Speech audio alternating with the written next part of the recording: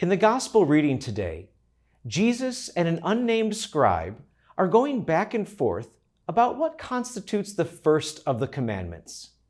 So perhaps some context is necessary so that we can better understand what is happening. According to Jewish tradition, there are 613 commandments found in the Torah.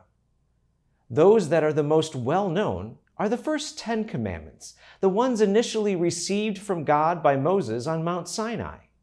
They form the general foundation upon which the other 600 rest.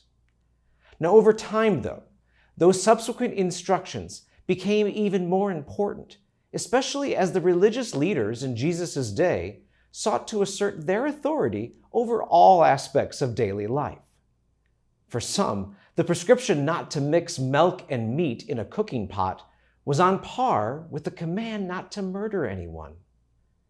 There was growing concern within the Jewish community about such equivalence. So Jesus and the scribe are engaged in dialogue on just this issue. What happens here is that the two affirm that the 613 are grounded in two core commandments, rooted in a deep, abiding love of God and a selfless love of others. Even today, we can get caught up in similar debates and may lose sight of the basic foundations of our faith.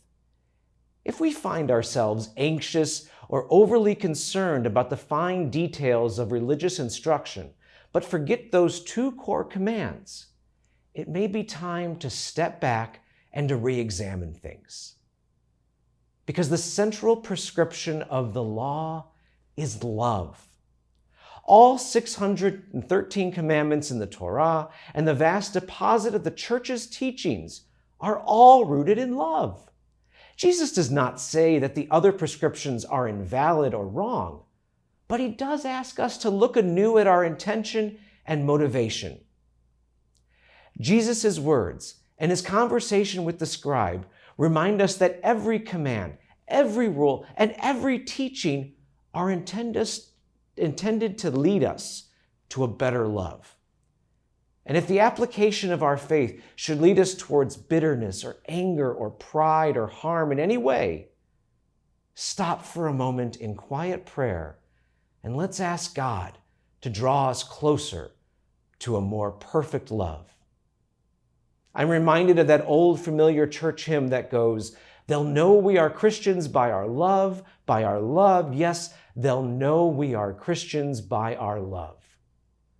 May we always keep love at the center of our faith, a truly authentic love that radiates joy and peace and compassion.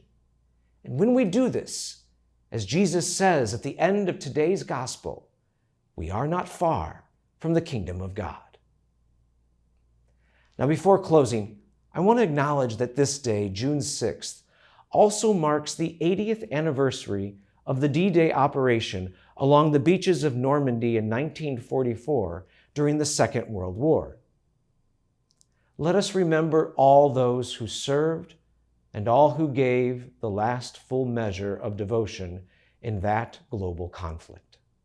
On this day, I call to mind my own grandfather, who was part of the D-Day operation. I am grateful for his passing down of the faith through love, modeling Jesus' greatest commandments. Perhaps you might recall the gift of your own families and those who guided you towards love. May we honor their legacy by continuing to follow the heart of the law each and every day of our lives going forward. And may Jesus bless you wherever this video finds you today.